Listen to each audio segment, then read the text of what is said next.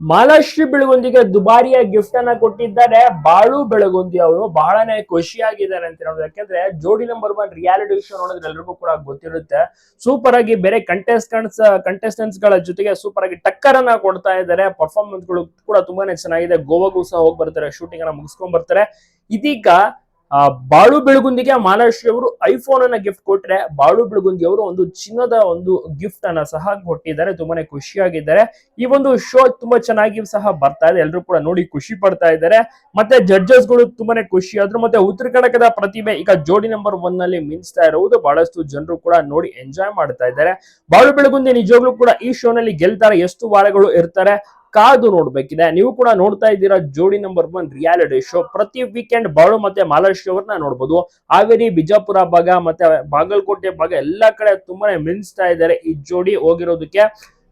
ತುಂಬಾನೇ ಖುಷಿ ಪಟ್ಟು ಎಷ್ಟು ದಿವಸಗಳ ಕಾಲ ರಸಮಂಜರಿ ಕಾರ್ಯಕ್ರಮ ಆರ್ಕೆಸ್ಟ್ರಾಗಳಲ್ಲೆಲ್ಲ ಬಾಳು ಬೆಳಗುಂದಿನ ನೋಡ್ತಾ ಇದ್ರು, ಆಲ್ಬಮ್ ಸಾಂಗ್ ಗಳಲ್ಲಿ ನೋಡ್ತಿದ್ರು. ಈಗ ಪ್ರತಿ ವಾರ ಟಿವಿಲೂ ಸಹ ನೋಡ್ಬೋದು, ಮಾಲಾಶ್ರೀ ಅವರು ಸಹ ಭಾಗಿಯಾಗ್ತಾರೆ. ಮತ್ತೆ ಕಂಪ್ಲೀಟ್ ಕುಟುಂಬ ಸಹ ಸ್ಟೇಜ್ ಅನ್ನ ಹತ್ತಿತ್ತು. ನಿಜವಾಗ್ಲೂ ಕೂಡ ಸೂಪರ್ ಅಂತಾನೆ ಹೇಳಬಹುದು.